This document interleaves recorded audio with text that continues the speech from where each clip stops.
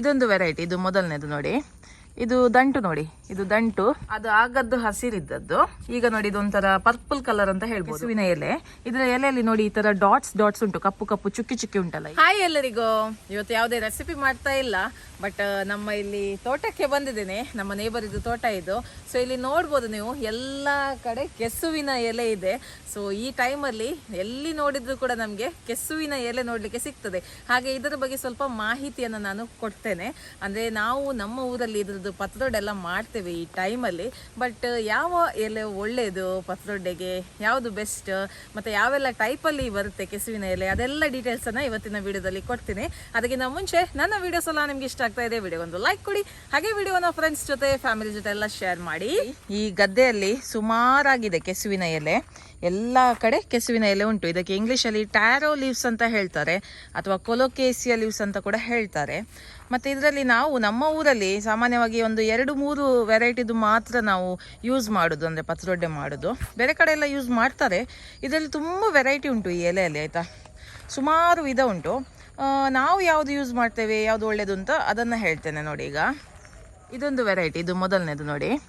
ಇದು ದಂಟು ನೋಡಿ, ಇದು ದಂಟು ನೋಡಿ, ಹಸಿರು ಕಲರ್ ಉಂಟು.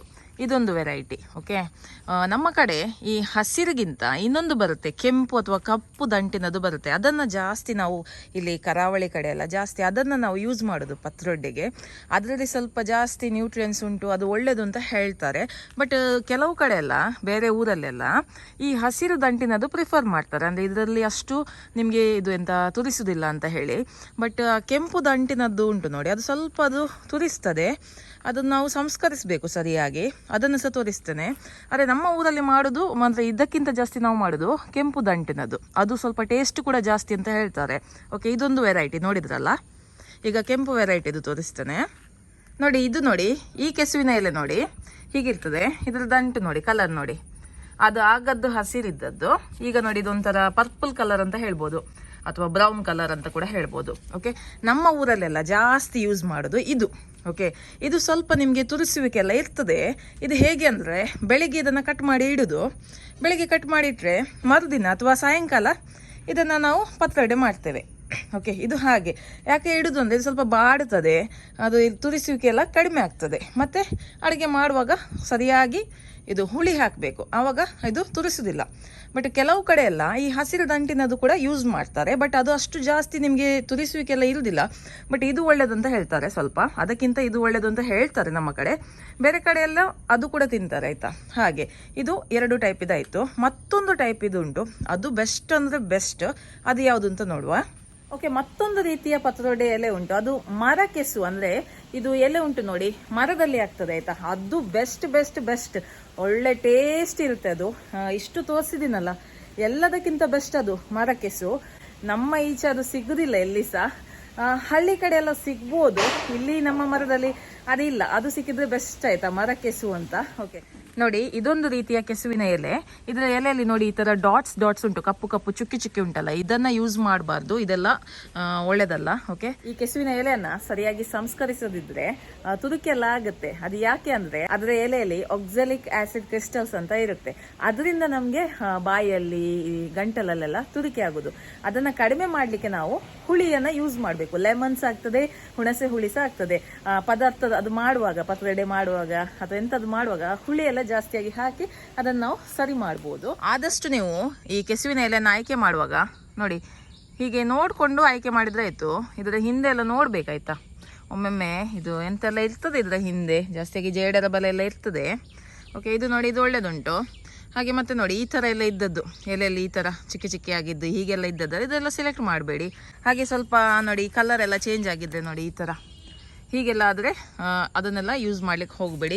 ಮತ್ತು ಇದು ಸೈಡಲ್ಲೆಲ್ಲ ಹರಿದಿದ್ರೆ ಅದು ಸಹ ಯೂಸ್ ಮಾಡಬೇಡಿ. ನೋಡಿ, ಈ ಥರ ಹರಿದದೆಲ್ಲ ಮಾರ್ಕೆಟಲ್ಲಿ ನಿಮಗೆ ಈ ಥರ ಎಲ್ಲ ಸಿಕ್ಕೋದಿಲ್ಲ, ಹೇಳೋದು ನಾನು ಜಸ್ಟ್ ಇನ್ಫಾರ್ಮೇಷನಿಗೆ ಅಷ್ಟೇ. ಅದನ್ನು ಅವಾಯ್ಡ್ ಮಾಡ್ಕೊಳ್ಳಿ ಅಂತ. ಆದಷ್ಟು ಕ್ಲೀನ್ ಆಗಿರುವಂಥ ಎಲೆಯನ್ನೇ ನೀವು ಆಯ್ಕೆ ಮಾಡ್ಕೊಳ್ಳಿ ಅಂತ. ನೋಡಿ, ಹಿಂದೆಲ್ಲ ನೋಡ್ಬೇಕಾಯ್ತಾ, ಅದು ನಿಮಗೆ ಮತ್ತೆ ಸುಲಭ ಆಗ್ತದೆ, ಮತ್ತೆ ನಿಮಗೆ ಮಾಡಲಿಕ್ಕೆ ಕೂಡ ಪತ್ರೊಡೆ. ಇದೊಂದು ಬೆಳಿಗ್ಗೆ ಒಂದು ಕಟ್ ಮಾಡಿ ಸ್ವಲ್ಪ ನೀರಲ್ಲಿ ತೊಳೆದಿಟ್ರೆ ಸಾಯಂಕಾಲ ಹೊತ್ತಿಗೆ ಅದು ಬಾಡುತ್ತದೆ, ಸರಿ ಆಗ್ತದೆ ಪತ್ರೊಡೆ ಮಾಡಲಿಕ್ಕೆ, ಆಯಿತಾ. ಹಾಗೆ ನಮ್ಮ ಕಡೆ ಎಲ್ಲ ಹಾಗೆ ಮಾಡೋದು. ಈ ಮರಕೆಸು ಉಂಟು ನೋಡಿ, ಅದು ತುಂಬ ಒಳ್ಳೇದು ಅಂತ ಹೇಳ್ತಾರೆ. ಅದು ಕೂಡ ತುಂಬ ತುರಿಸ್ತದೆ. ಅದನ್ನು ಕೂಡ ಸರಿಯಾಗಿ ಸಂಸ್ಕರಿಸಿ ನಾವು ಬಳಸಬೇಕು. ಮತ್ತು ಅದು ನಮ್ಮ ಹಿರಿಯರೆಲ್ಲ ಹೇಳ್ತಾರೆ, ಅದನ್ನು ತಿಂದರೆ ನಮ್ಮ ಹೊಟ್ಟೆಯಲ್ಲಿ ಕೂದಲೇನಾದರೂ ಇದ್ದರೆ, ಈ ಹೆಂಗಸರ ಕೂದಲೆಲ್ಲ ಉದ್ದ ಇರ್ತಲ್ಲ, ಅದೆಲ್ಲ ಇದ್ದರೆ ಹೊಟ್ಟೆಯ ಒಳಗೆ ಈ ಮರಕೆಸುವಿನ ಎಲೆಯ ಪತ್ರೊಡೆ ತಿಂದರೆ ಅದೆಲ್ಲ ಕ್ಲಿಯರ್ ಆಗುತ್ತೆ ಅಂತ ಹೇಳ್ತಾರೆ, ಆಯಿತಾ. ಮತ್ತು ಇನ್ನೊಂದು, ಈ ಪತ್ರೊಡೆ ಎಲೆ ತಿಂದರೆ, ಈ ಕೆಸುವಿನ ಎಲೆ ತಿಂದರೆ ಎಂತ ಈ ಅಯರ್ನ್ ಡಿಫಿಷಿಯನ್ಸಿ, ಎನೀಮಿಯಾ ಅಂತ ಹೇಳ್ತಾರೆ ನೋಡಿ, ಕಬ್ಬಿನಾಂಶ ಯಾರ ಮೈಯಲ್ಲಿ ಕಡಿಮೆ ಉಂಟು ಅಂಥವ್ರಿಗೆಲ್ಲ ಇದು ಭಾರಿ ಒಳ್ಳೆಯದು ಅಂತ ಹೇಳ್ತಾರೆ, ಆಯಿತಾ. ಇದನ್ನು ಯಾಕೆ ತಿನ್ನಬೇಕು, ನಮ್ಮ ಹಿರಿಯರು ಹೇಳ್ತಾರೆ ವರ್ಷಕ್ಕೆ ಒಮ್ಮೆ ಆದರೂ ಪತ್ರೊಡೆಯನ್ನು ಮಾಡಿ ತಿನ್ನಬೇಕು ಅಂತ. ಯಾಕೆ ಇದನ್ನು ತಿನ್ನಬೇಕು? ಇದರಲ್ಲಿ ವಿಟಮಿನ್ ಎ ತುಂಬ ಉಂಟು, ನಮ್ಮ ಕಣ್ಣಿಗೆಲ್ಲ ಒಳ್ಳೆಯದು. ಹಾಗೆ ವಿಟಮಿನ್ ಸಿ ಕೂಡ ಇದರಲ್ಲಿ ತುಂಬ ಉಂಟು, ಅಂದರೆ ನಮ್ಮ ಇಮ್ಯೂನ್ ಸಿಸ್ಟಮಿಗೆಲ್ಲ ಇದು ತುಂಬ ಒಳ್ಳೆಯದು. ಮತ್ತು ಇದರಲ್ಲಿ ತುಂಬ ಫೈಬರ್ ಅಂಶ ಉಂಟು, ಹಾಗಾಗಿ ಶುಗರ್ ಇದ್ದವರಿಗೆ ಕೂಡ ಇದು ಒಳ್ಳೆಯದು. ಮತ್ತು ಕೊಲೆಸ್ಟ್ರಾಲ್, ಬಿ ಪಿ ಇದ್ದವರಿಗೆ ಕೂಡ ಇದು ತುಂಬಾ ಒಳ್ಳೆಯದು. ಹೊಟ್ಟೆಯಲ್ಲಿ ಏನಾದರೂ ಸಮಸ್ಯೆ ಇದ್ದರೆ ಅದಕ್ಕೆ ಕೂಡ ಇದು ತುಂಬ ಒಳ್ಳೆಯದು. ಇದು ಜಾಸ್ತಿಯಲ್ಲಿ ಹೊಟ್ಟೆಯಲ್ಲಿ ಏನಾದರೂ ಇದ್ದರೆ ಅದೆಲ್ಲ ಕ್ಲೀನ್ ಆಗ್ತದೆ ಅಂತ ಹೇಳ್ತಾರೆ. ಓಕೆ, ಬೇರೆ ಇದರಲ್ಲಿ ಆ್ಯಂಟಿ ಆಕ್ಸಿಡೆಂಟ್ಸ್ ಉಂಟು, ಸೊ ಕ್ಯಾನ್ಸರ್ಗೆಲ್ಲ ತುಂಬಾ ಒಳ್ಳೆಯದು ಇದು. ಸೊ ವರ್ಷಕ್ಕೆ ಒಮ್ಮೆ ಆದರೂ ಪತ್ರೊಡೆಯನ್ನು ಮಾಡಿ ತಿನ್ನಬೇಕು, ಅದಕ್ಕೆ ಹೇಳೋದು, ಯಾಕಂದರೆ ಅಷ್ಟೊಂದು ಇದರಲ್ಲಿ ನ್ಯೂಟ್ರಿಯೆಂಟ್ಸ್ ಇದೆ.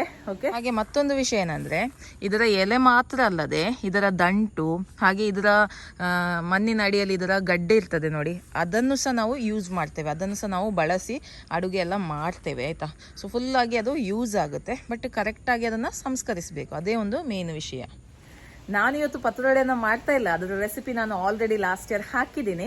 2 ಟೈಪ್ ಪತ್ರೊಡೆ ಕೂಡ ಒಂದೇ ವಿಡಿಯೋದಲ್ಲಿ ಹಾಕಿದ್ದೀನಿ, ಫ್ರೈ ಹೇಗೆ ಮಾಡೋದು ಮತ್ತು ಮಸಾಲೆ ಹೇಗೆ ಮಾಡೋದು ಅಂತ. ಅದರ ವಿಡಿಯೋ ಬೇಕಿದ್ರೆ ನಾನು ಡಿಸ್ಕ್ರಿಪ್ಷನಲ್ಲಿ ಹಾಕ್ತೀನಿ, ಆ ಲಿಂಕನ್ನು ನೀವು ಅಲ್ಲಿಂದ ಚೆಕ್ ಮಾಡ್ಬೋದು.